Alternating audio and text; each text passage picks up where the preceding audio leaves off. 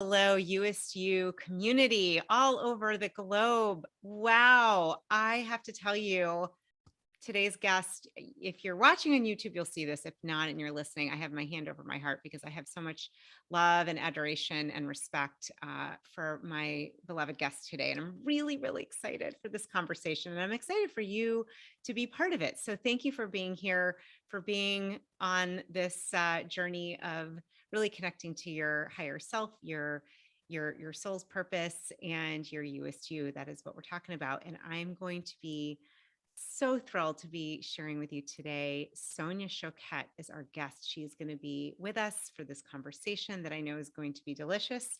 Let me tell you about Sonia in case you're not aware of who she is. I'd be surprised if you haven't heard of her, but just in case, let me tell you. Sonia Choquette is a New York Times bestselling author and international speaker, widely regarded as today's preeminent leader on the subject of intuition, one of our favorite subjects. I'm so excited to talk about this. Reawakening humanity's sixth sense is Sonia's mission, her passion, and her gift. Rising up from her family's challenging circumstances, she began offering intuitive readings to adults at the age of 12 and started her training with 2 master's degrees in metaphysical arts and spiritual law. Since then, Sonia has traveled the globe for over 4 decades, presented on the world's biggest stages, and collaborated with leading spiritual teachers and media platforms to help millions reconnect with their innate intuitive intelligence. Sonia's approach to teaching intuition is one of a kind. Instead of drawing from rigid scientific or spiritual dogma, she empowers her students to feel and listen to their own inner voices and experience of self-driven transformation through trust and reverence of the higher self. Now you can see why I love her and why I have loved so much of her work. I'm standing here. I've got these books. I realized I have so many of your things all over the place, but I was like, oh my God, Ask Your Guides is one of my faves. I got my favorite little bookmark in there. I've got the psychic pathway, Sonia. So you're just, I'm so grateful that you're here and to have this conversation. Oh, it's a pleasure. And of course, it is my passion to empower as many people by turning their inner light back on as we can. So it's a privilege to be here. Thank you. I love that turning the inner light back on. I have so many questions about intuition and turning your light on and how to do that. Yet before, I would love to just share a little bit about you, your story, the challenges growing up. Like I know that well, I don't want to give away what I've heard, but how you came into this greater knowing and trusting of your intuition, the fact that you were giving readings at 12, maybe just to share for a minute what it was like for you. Well, good question. A common question for me from a lot of people is, when did you discover you were intuitive Mm. and had a sixth sense? And my answer is, I never discovered it. What I did discover when I started school around 6, 7 years old is that what was perfectly natural and completely obvious to me was not shared by others, and especially by adults.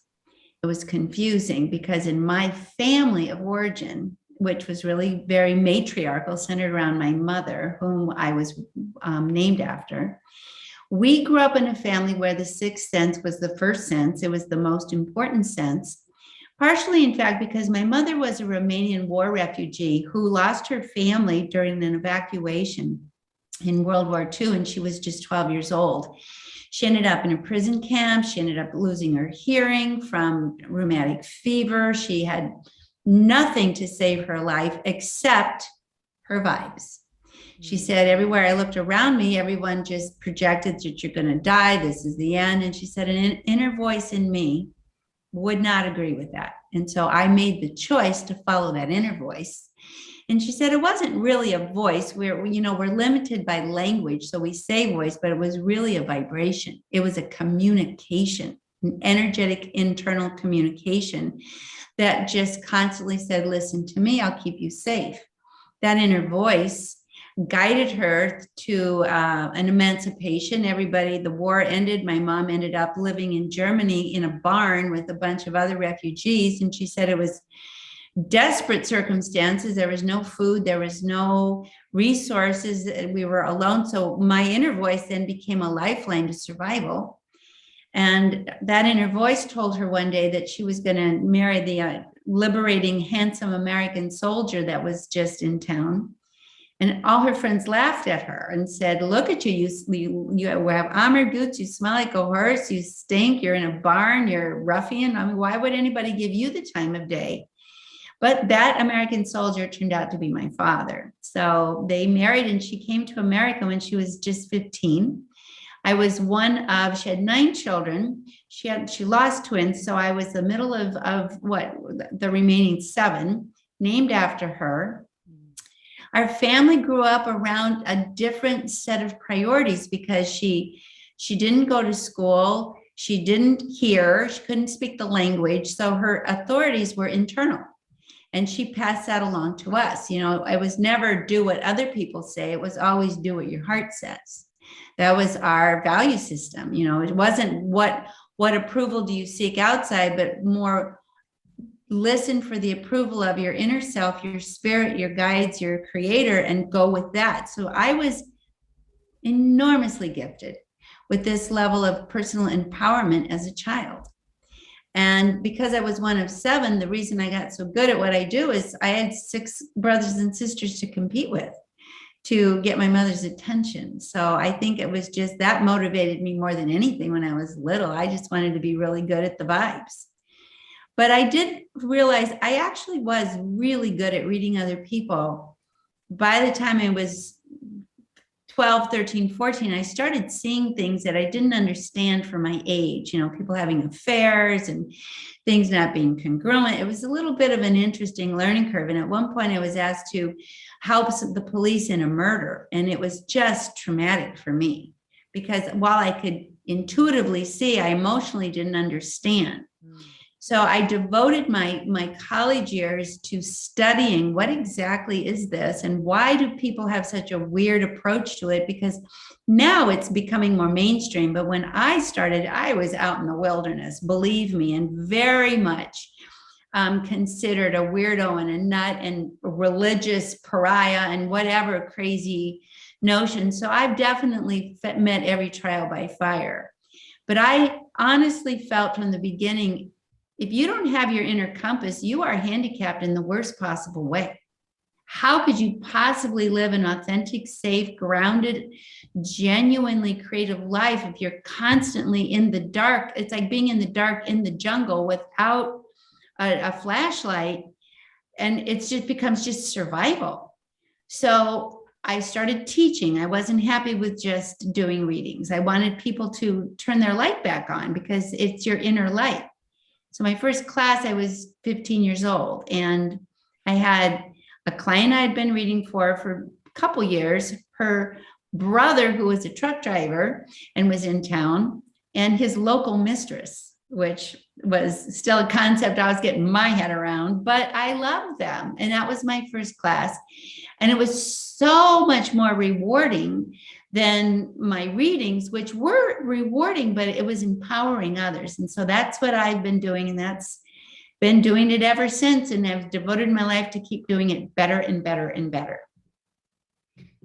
Wow. Okay. So thank you for sharing. And I think this is just what a gift your mom, I mean, installed in you and your family, just to say, I'm like, what would this world be like if we all had, a matriarch in the household that honored the 6th sense as the first sense? So Right. just really acknowledging and honoring your mom.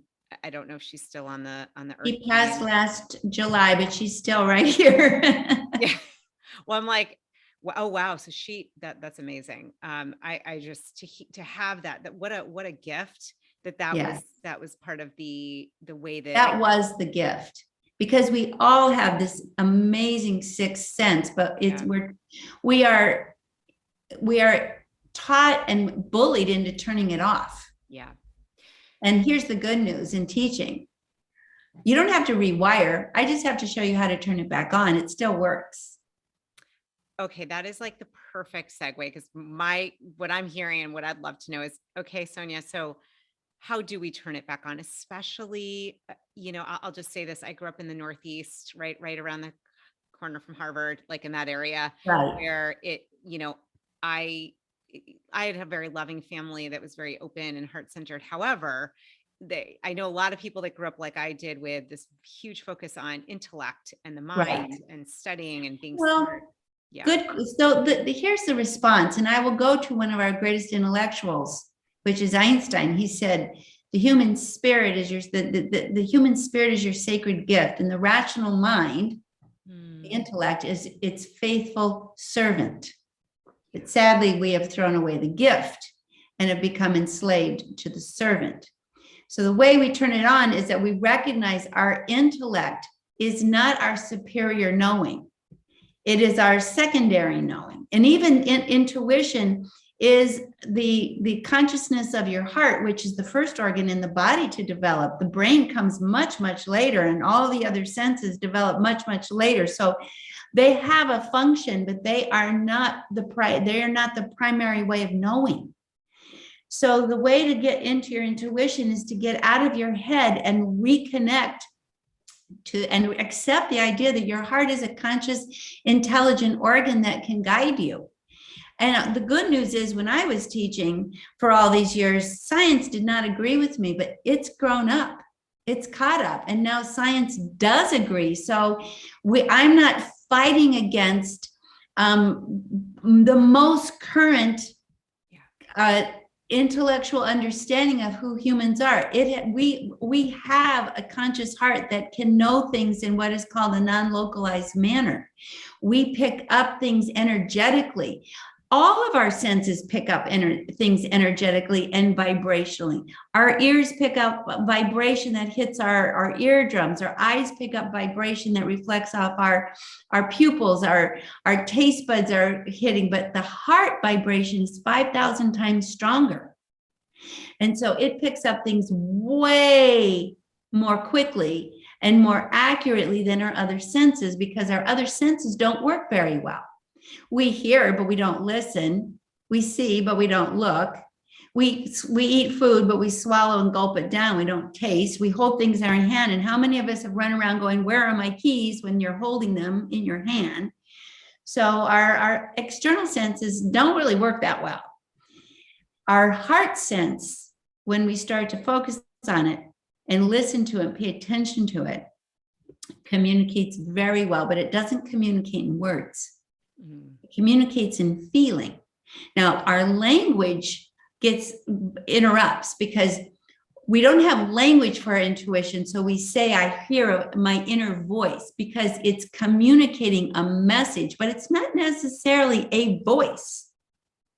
It is like when we hear music, music tells us something. See, that's a beautiful, sad song, and what a joyful song, but we're not hearing words.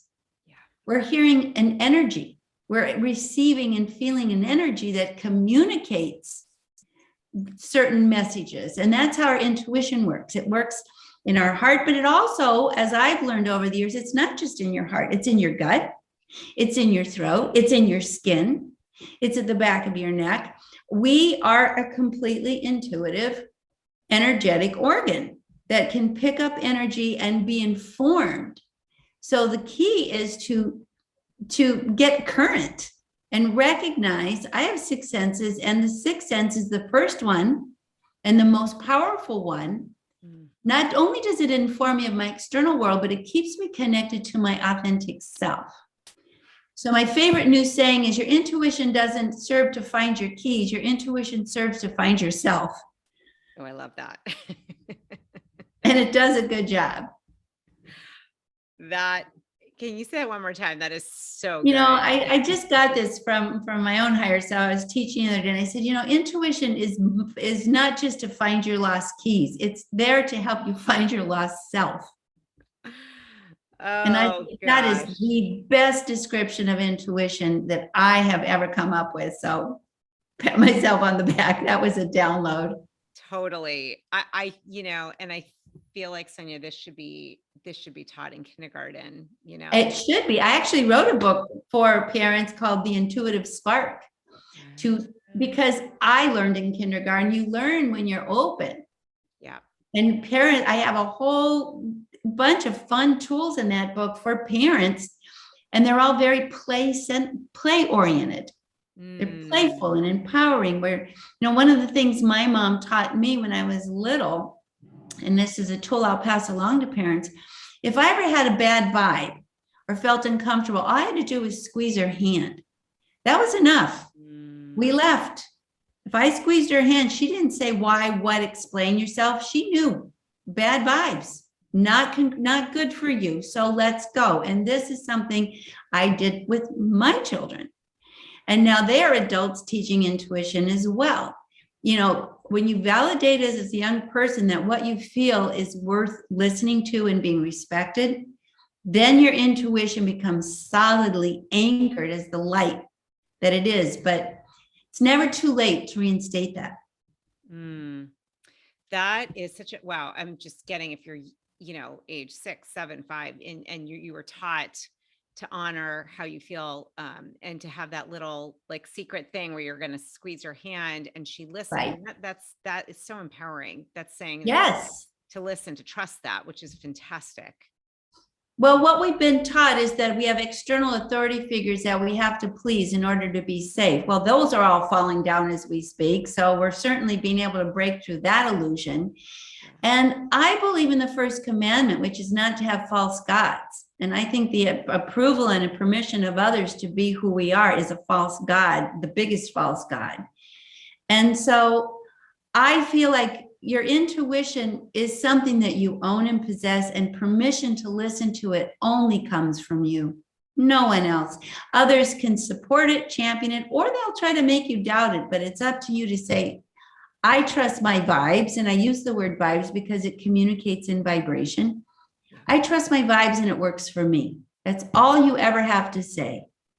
I don't care what you think. I trust my vibes. It works for me. Yeah. Can we talk for a minute? So I'm thinking, I know a lot of people just from writing in who are listening are starting to wake up to starting to feel more of a, there's more to the intellect and the mind. And actually, Right. I want to understand, what is that voice or that feeling? How do I know when that's my intuition? How do I start to pay attention to it? And I'm wondering, I know these are like basic. These are very important because you need a strong foundation. So the first thing, I love to throw this word out. It's called the word is zeitgeist. Oh, and zeitgeist is a word that means the spirit of the times. And we are in an intuitive zeitgeist. We are having a collective awakening, which is probably one of the most exciting things for me to experience in my lifetime.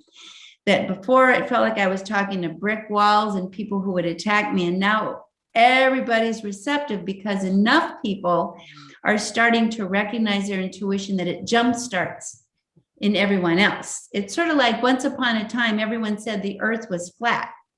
And then people started to say, well, I don't know. It looks like my sense there's more over the edge of my eyes. And then pretty soon it flipped and everybody got the earth is round. And we're right at that tipping point again, which is very exciting.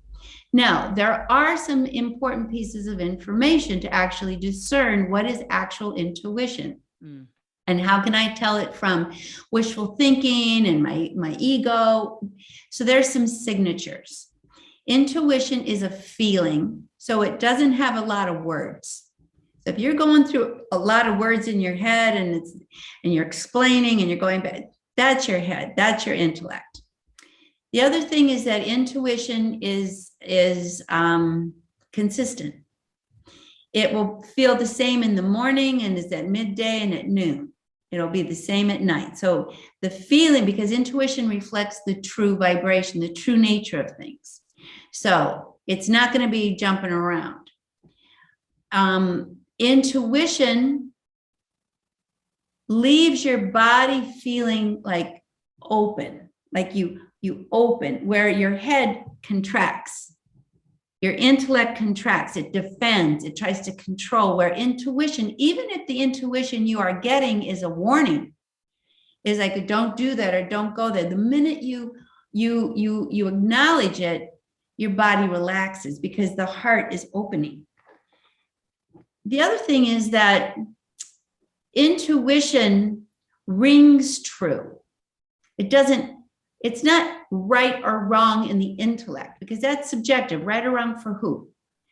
It rings, it resonates as truth. And so you feel like, yeah, that's true for me. Not true for everyone, but for me. Whereas, and to get to that kind of inner guidance, you have to be truthful. The biggest reason people are not intuitive is because they prefer to focus on an alternative, non-true reality. Like, for example, well, of course I'm in a good marriage when it's terrible, or I have to keep this job when it's making you sick, or we're gonna stay in this even though everything in you tells you to stop. So you have to get your head on board. Yeah. You have to be willing to, and you can always have a choice. You don't have to listen to your intuition, but I'd say be truthful and honest enough with yourself to at least acknowledge it. Now, here's another very practical tool when it comes to your intuition. Speak it out loud. Because if it's true intuition, you'll feel it'll come back, and you'll feel it in your own voice. You'll feel it in your heart, your chest, your body. It will feel and resonate as truthful.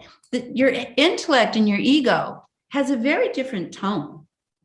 It doesn't land here. It floats out here. So that's another way to speak it out loud and see if it lands. There's absolutely the intellect. I was just teaching a workshop in Paris, very intellectual city, last weekend. Everybody showed up with notebooks and ready to take notes. And I had them put the notes away. And I brought a woman up. And I said, what does your intuition say? And she was just blah, blah, blah, blah, blah, blah, blah. And the whole audience was just neutral. And then I said, that's not your intuition. And I finally got her to actually go deeper and come up with what was really, really her intuition and really her heart. And the audience, who doesn't know her, erupted into applause. That is the actual human response to your true spirit speaking.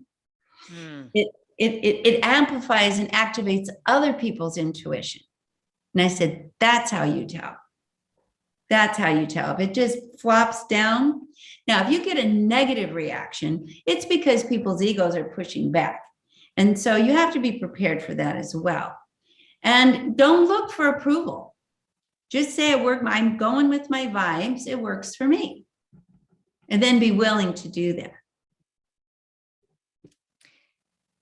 There are so many, these are some fantastic tools. I think the underbelly, what you just said, is really important about not looking for approval. What I know from my own life experience around this, and just a little bit of what I've seen, is, there is an element, I think, of having some courage in. Totally. Yeah. Cause I know my own, sometimes that intuition. I mean, I decided to make a major life U-turn, and I decided to listen to it because I hadn't. And I know other, and that feels like one of the most courageous things I've gone through. Yeah, I want to applaud you. That's my response. I'm sure everybody listening feels the same way, because intuition comes from here, and courage is a word that comes from the French word cœur, which means heart. So courage is movement from the heart. So very good point. Very core essential point about this. Yeah. Yeah. And I'm sure, I don't know if you've experienced this. I'm imagining at some point in your life where getting that tuning fork, that vibe, that resonance, sometimes what it might come up can be like, okay, what am I going to do? It's interesting, Sonia, after that experience, I made a decision, a vow to honor it no matter what, which is not always easy, frankly. And like you said, that I love that, right? The French, the core, right, of the heart. There's just something about that being aware and having choice. I know for me, I would never want to go back to ignoring it. That did not work. I'm Lazy to ignore it. Yeah. Yeah. Like I actually think, I'm curious what you think about this. So much dis-ease, right? Mentally, Right. physically.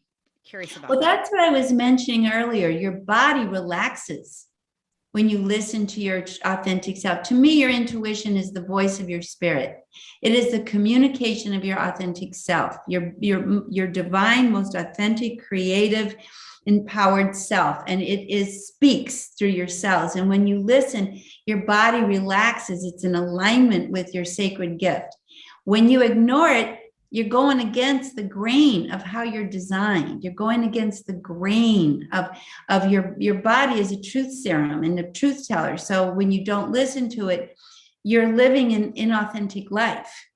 And it creates dissonance and stress and some of the other irritability. It creates agitation. It creates impatience. It creates fear, frankly. If you don't listen to your intuition, you're living in fear, because your ego is by nature fearful.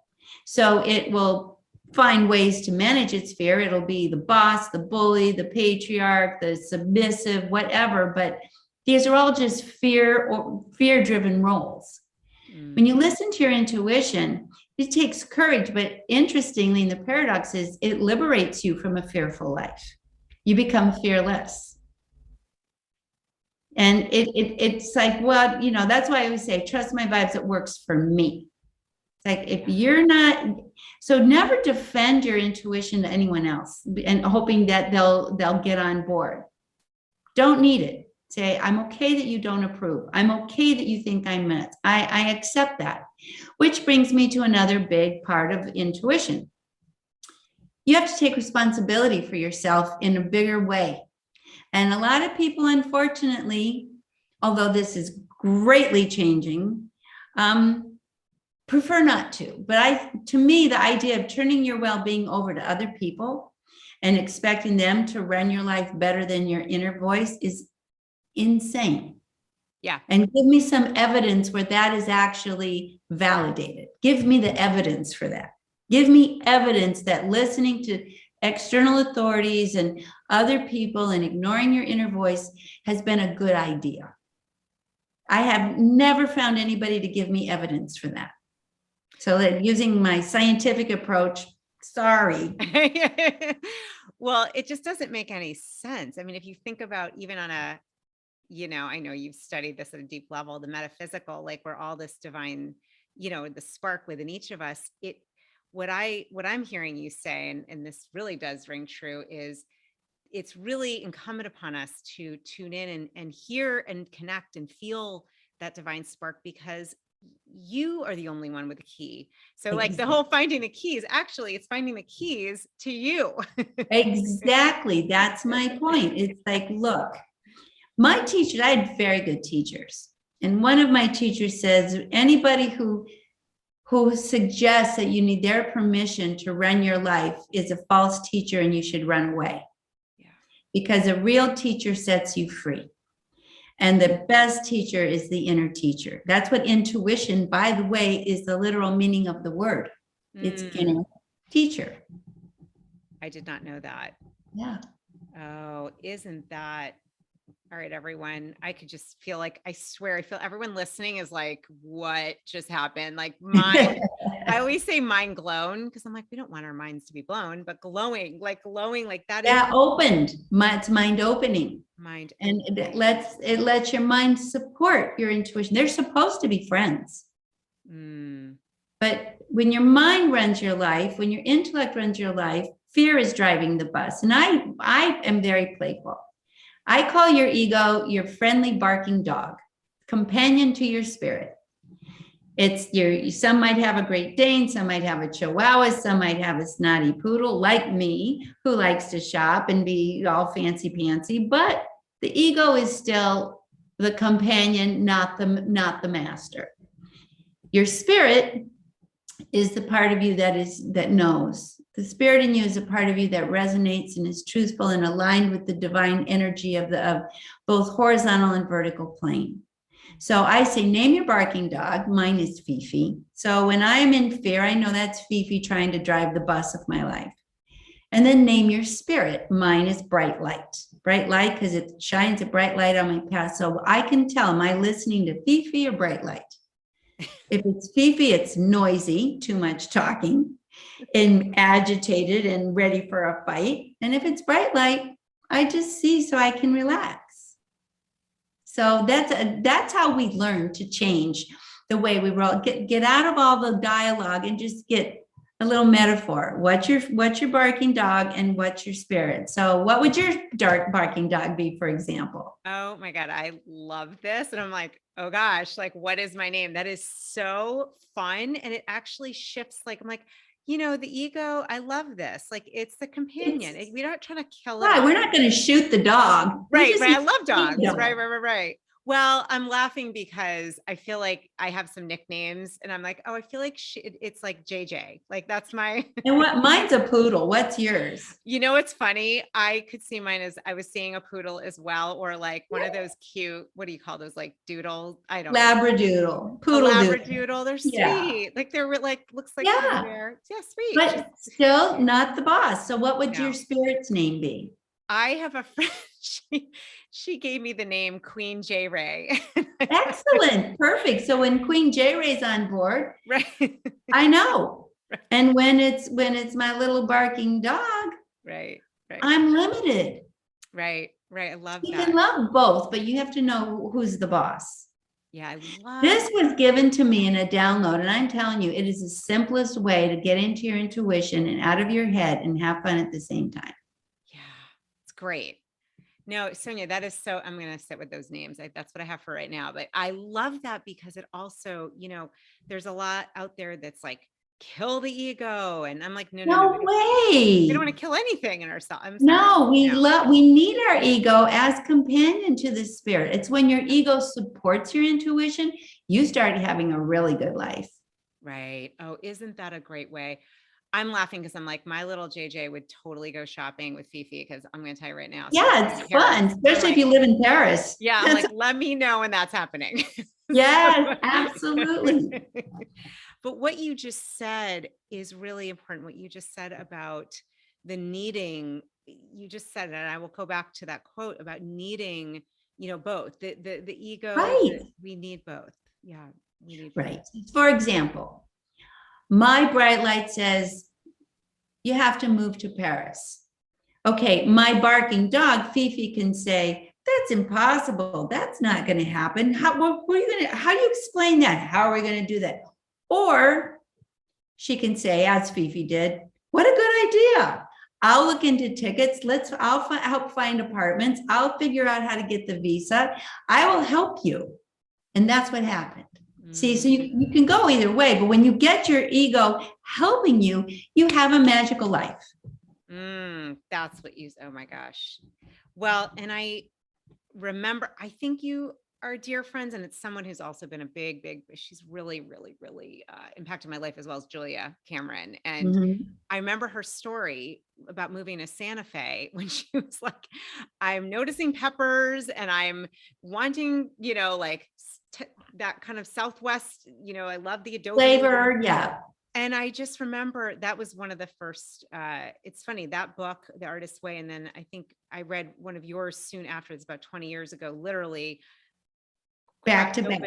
My intuition, my desire to listen. And I remember that they played together. It's what you're saying. Like, I'm going to go to France and your ego. Right. Instead of attacking me, which often the ego will do to the spirit, you train the barking dog to support you.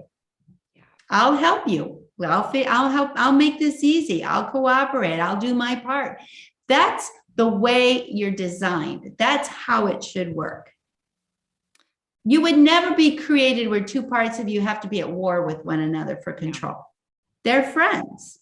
You just have to put the spirit as the boss and the barking dog, supportive brain as the companion. Yeah. I'm going to give everyone the homework. If you're listening, I hope you're still with us here. You we're going to invite you, name your barking dog, name your spirit, and let us know. You can let us know what and enjoy. What kind of dog is it? Because your barking dog's temperament is interesting. If you're A bulldog, your barking dog might be stubborn. I don't want to change. If you're a lazy Labrador, it's like, oh, this is too much work. If you're a Chihuahua, you're under the bed. I'm scared, I'm scared, I'm scared. And then you laugh at the whole thing and then none of it scares you. That's brilliant. That is so, I love this. This is such a great activity and such a great way to see it in a way that's It reframes everything and makes Yeah. it easy. Yeah. Oh my gosh. That is so fun. I'm going to be sitting with, and I might even draw it. I'm Ask your friends, ask them what Yeah. their barking dogs are. It's fun. Everybody gets it.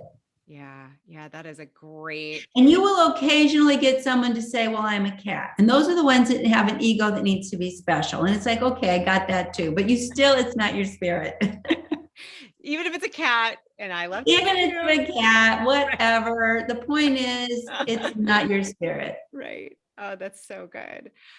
I know before we wrap soon, I do want to ask if we have time, one other question that's kind of to me, it seems like the all-star aspect of intuition. And I know I'm looking at this book, which when I saw it, I was like, yes, please. I'd like to know how to tap into this, the psychic pathway. And I'm curious, how would you, is being psychic like, is that everyone can be psychic? Are we Well, all? here's the thing. Psychic means, let's just go to the word itself. The word itself means of the soul.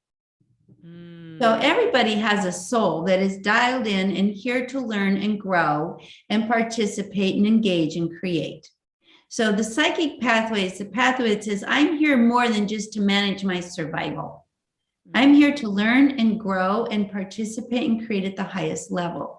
And I recognize that I have a soul and a spirit that will guide me to do that. I'm not just a blob of flesh and bones. And I have a divine source that's leading me. And that is the root of that. Psychic Pathway was my very first book I wrote. I wrote that book 25 years ago, and I've written 30 other books since. So I have elaborated and refined and come up with tools to just let people know, look, the difference between being intuitive and being psychic is being musical and being a maestro on the piano. You get really good at it.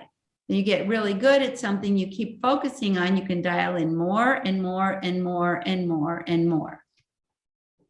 Beautiful, beautiful way to explain it. So it is, we all, and I think just to reiterate for everyone has intuition. We're designed with it. Yes. Like you have a heart, you have intuition.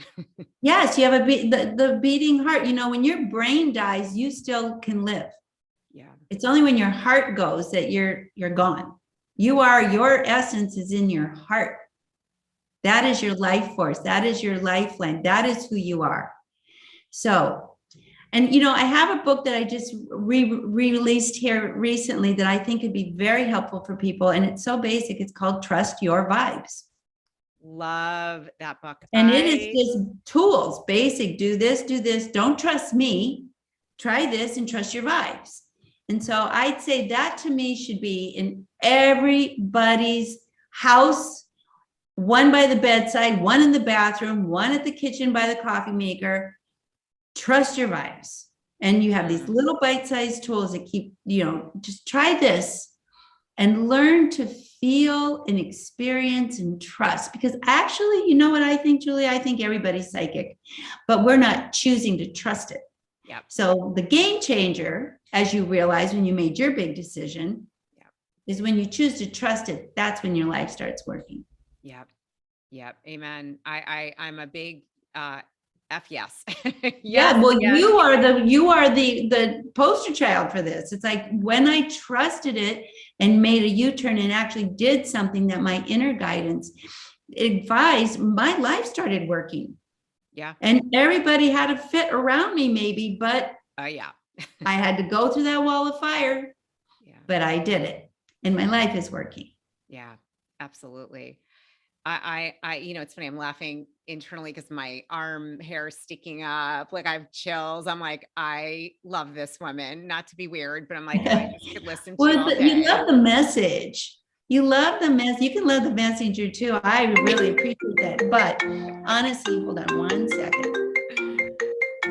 That's a good confirmation. That's actually my granddaughter figured out how to call me. But anyway, trust your vibes, trust the message, trust yourself. It's the most liberating message you will ever, it's the most liberating choice you'll ever make in your life.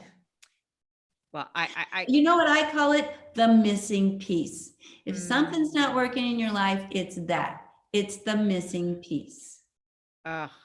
Sonia, I love what you just said. And I will make sure to have the name of this book, the information. I know you also have the Good Vibe Tribe for people that want to Yes. like play and learn how Well, to if do you this need more. people to support you as you're building your confidence and developing your courage, come to the Good Vibe Tribe. I'm on there every single day with a tip, a tool, encouragement, and a great community.